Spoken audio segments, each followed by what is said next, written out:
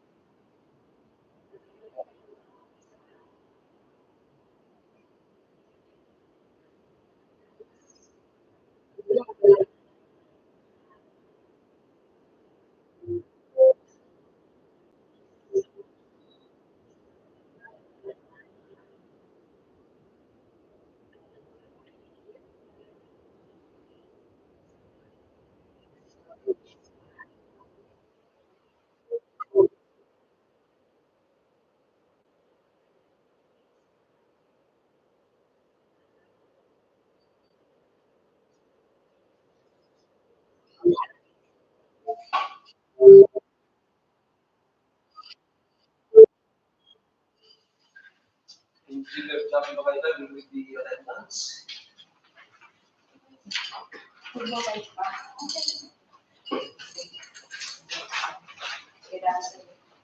Good afternoon, everyone. Hello. Today will be the private conference of 7 civil works. Before we start the meeting, allow me to acknowledge the presence of everyone. Engineer Helio Economeng, back chairperson. Present. Engineer Charlie Barangay, back vice chairperson. Present. Engineer Rolly M. Kagawanan, back member. Present. Engineer Henry R. Pasqua, back member. Ms. Clotilde S. Medrano, back member. And the head of the procurement unit, Engineer Danilo Aracanan. Present. From the DPWH, Engineer Bernardino M. Castro Jr., Ms. Esther Lindy Castillo, and Engineer Elizabeth Birara. And my co-back secretariat, Ms. Patricia Lane Tabasag, Ms. Leisure Villegas, and yours truly, Jacqueline Pacaita. Based on the attendance, Mr. Chairperson, there is a call. Thank you, Jackie. We have 7 projects for display construction activities. Private conference. With contract ID 24BM 0053, 24BM 0054, 24BM 0055, 24BM 0056, 24BM 0057, 24BM 0058, and 24BM 0059. May I request Engineer Bernardino and Castro, back technical working group member, to explain to us in details the description of what to be done of these 7 projects.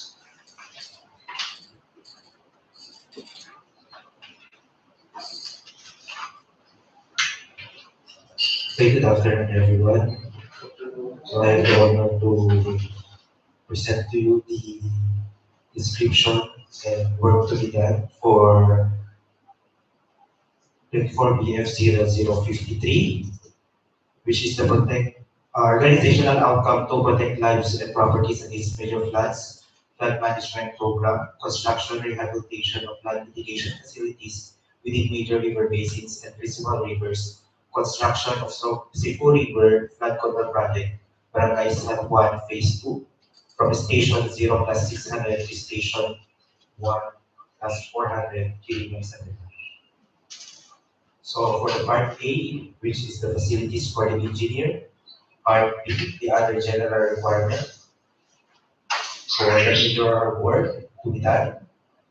Part H, miscellaneous structures, item 610, the study. For part J, which is the flood control and drainage. For the part IA, the earthworks. Item 17041A, embankment from roadway structure excavation. Item 17041B, embankment from barrow. Item 17071, aggregate sub-base course. For Part 1B, bank and slope protection works.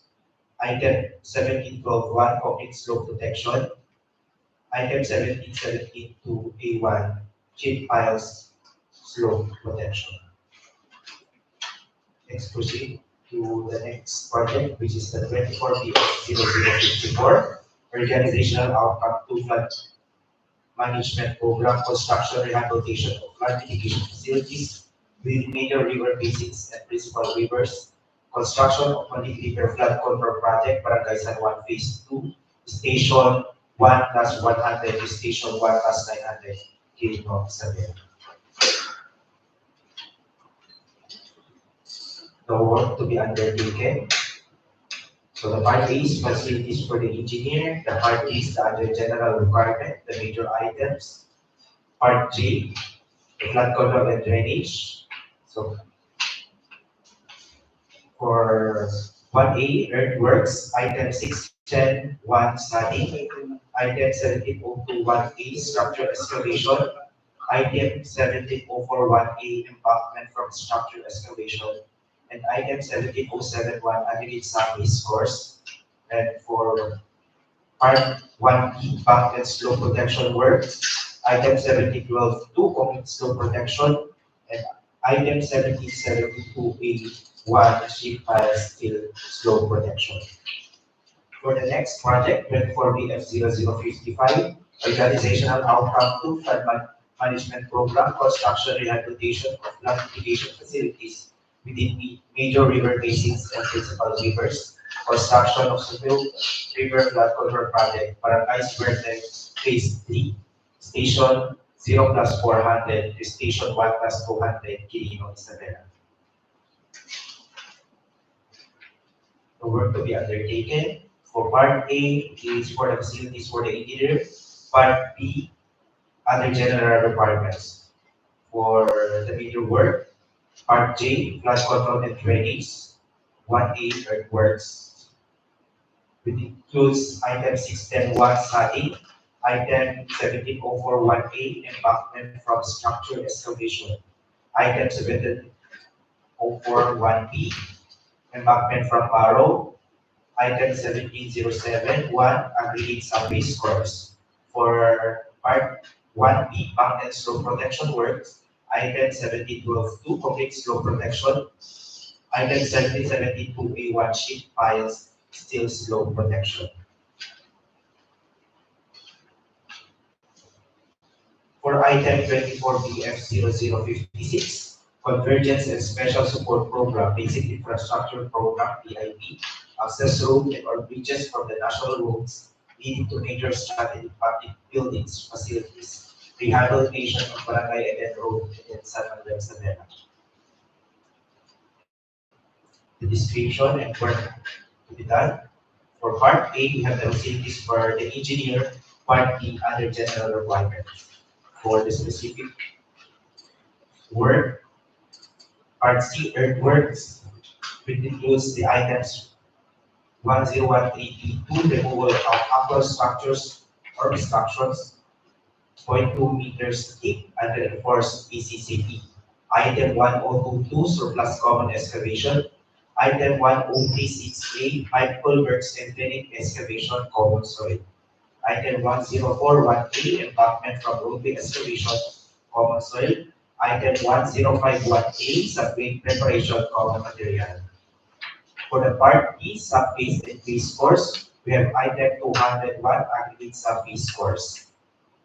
For part E, surface course, item 3111C1, PCCP under enforced 0.23 meters thick for 40 days. Part F, bridge construction. Item 4041A, reinforcing steel, base 40. Item 4051A, structural concrete Then for part G, drainage and slope protection structures, we have item 501 AY, 5 culverts, 610 mm diameter RCPC. Item 501 A4, 5 culverts, 1070 mm diameter RCPC. Item 5153, structural backfill. For item 24BF0057, Convergence and Special Support Program Construction Improvement and Access Routes leading to declared tourism destinations, Tourism Road Infrastructure Program, DRIP. Access road leading to Burubur Falls, Barangay Sinamar, Isabela. The description of work to be done. We have part A, facilities for the engineer. Part B, other general requirements. The major items are Part C, earthworks, which includes the item number 101, clearing and grubbing. Item 103, A1, individual removal of trees. Item 1022, surplus common excavation. Item 1033, foundation fill. Item 1036A, pipe culverts and drainage excavation, common soil. Item 1041A, embankment from roadway excavation. Item 1051A, subgrade preparation, common material. And for the part D, subbase and base course include item 201, aggregate subbase course. For part E, surface course, we have the item 3111C1, PCCB under-enforced, 0.23 meters deep. Part F, the bridge construction, which includes item 401A, reinforcing steel grade 40, item 401A3, structural concrete. For part G, drainage and slope protection structures, we have item 501A3, pipe culverts, with 910 mm diameter RCPC, 5061 stone masonry, item 5153, structural backfill. For part H, miscellaneous structures, items 6111, trees furnishing, and glass planting. For item 24BF0058, CSSP, Sustainable Infrastructure Projects, alleviating gaps, CPAP, access roads and or bridges from the national roads leading to major strategic public buildings, facilities, construction of road, Barangay, Quezon City. Items to be done. For part A, facilities for the engineer. Part B, other general requirements. The major items are for part C, earthworks, item 1022, surplus common excavation. Item 1041A, embankment from roadway excavation, common soil. For part D, subbase and base course, we have item 201, aggregate subbase course. Part E, with surface course, we have item 3111C1, PCCB under-enforced with 0.23 meters deep. And we have part F, bridge construction, which includes the item 4041A, reinforcing steel grade 40, item 4051A, structural concrete, and for part G, drainage and slope protection structures, we have item 501A1, pipe culvert with 610 mm diameter RCPC.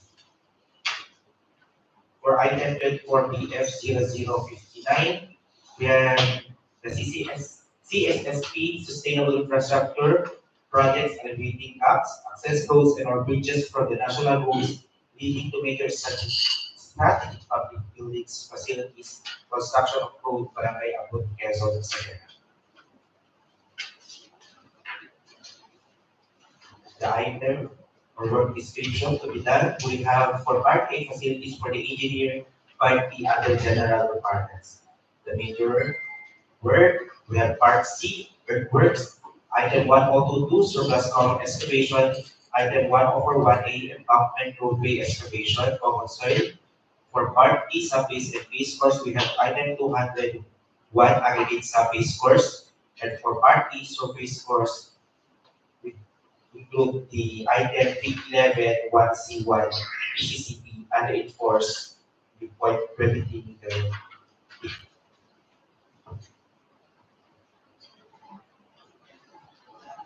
Yes.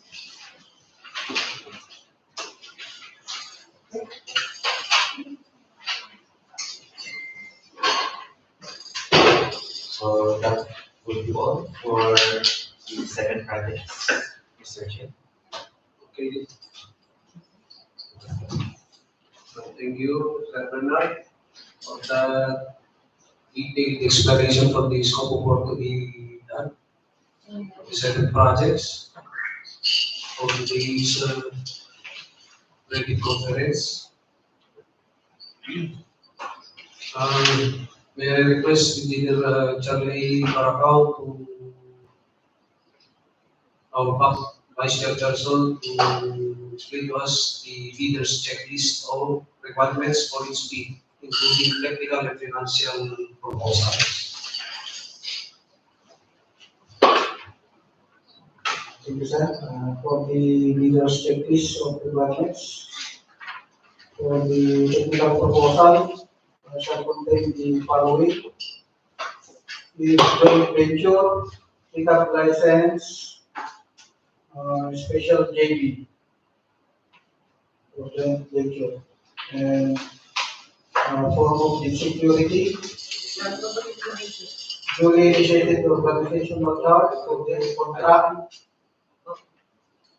duly initiated contractors list the personnel of the contract, duly initiated list of contractors major equipment, and sworn statement under 9194 IRR in prescribed form.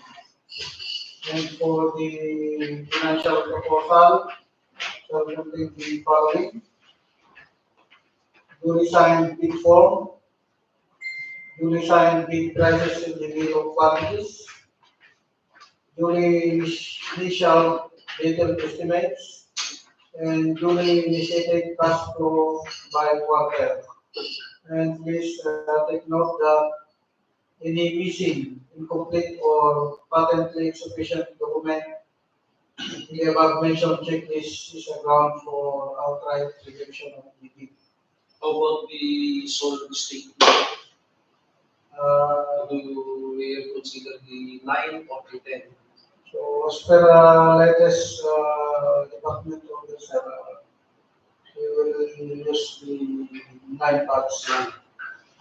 Anyway, maybe when the contractor buy for the big documents, maybe they are giving the big documents including the for the so statement. May we request the procurement unit regarding this matter? I-advise siguro yung mga contractors natin na bibili tungkol dito sa solicited statement. 10 parts na parang naman dahil sa parang awagin po sa Hindi, pagkano na siguro. Kasi na-explain naman na yung last sa baseline policy. Eh wala naman tayo mag-explain ng details prospective business natin. Kaya siguro pag may bibili na, pero ang nasabi ko sa akin sa tumawag po siya. pwede tayo. O paano tayo? Kasi ano mo na sabihin? Okay, we will clarify that matter later. So additional for the process of determining the eligibility of the bidders using the criteria stated under section 23 of the 2016 revised implementing rules and regulation of RA 9124. The eligibility requirements for the procurement of infrastructure projects. For the legal documents, registration certificate from SEC or Department of Trade and Industry for sole proprietorship or CDA for cooperatives. Number 2, mayor's or business permit issued by the city or municipality where the principal place of business of the prospective bidder is located or the equivalent document for exclusive economic zone or areas. Number 3, the tax clearance, executive order number 398, series of 2005, was finally reviewed and approved by the BIR. And for the technical documents, number 1, statement of the prospective bidder of all ongoing government and private contracts, including contracts awarded but not yet started, if any, whether similar or not similar in nature and complexity to the contract to be bid. Number 2, statement of the bidder's single largest completed contract or the LCC, similar to the contract to be bid. And number 3,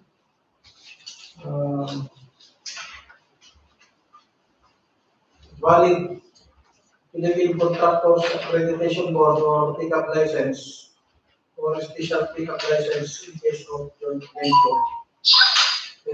And registration for the type and cost of the contract to be bid. And for the financial documents, the prospective bidders audited financial statements showing among others the prospective bidders total and current assets and liabilities, stamp received by the BIR or its duly accredited and authorized institutions for the preceding calendar year, which should not be earlier than 2 years from the date of bid submission. And last but not the least, the prospective bidders computation of net financial contracting capacity or the NFCC. Okay, that's all, Mr. Chair, for the eligibility requirements. Thank you, Charlie. I just want to read some of the provisions of the invitation to bid involving these 7 projects.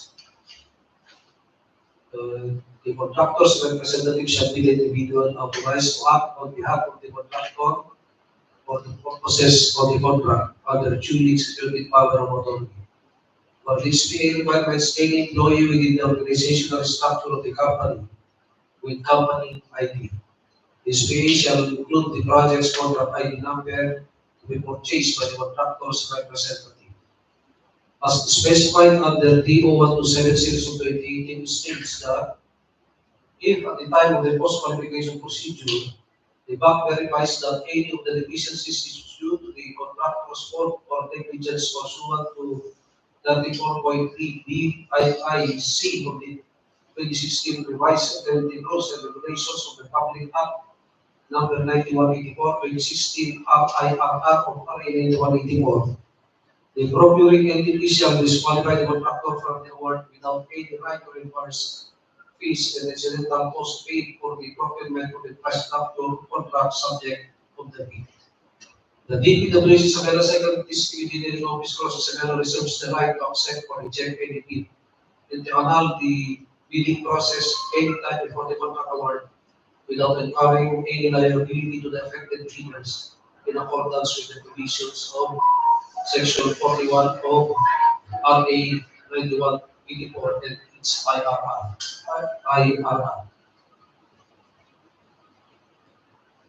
Any updates regarding this one statement from the procurement unit?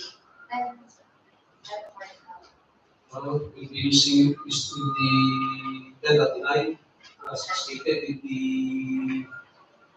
the strike policy. Okay.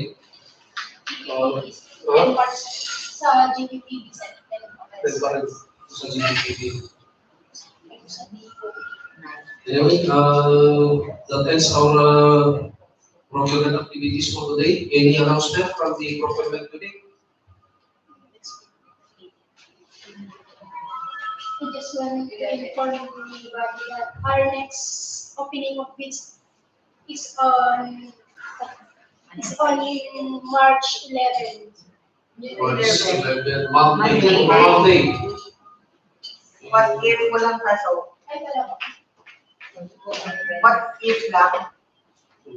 Since we don't have any prospective bidders, any question of clarification from this committee?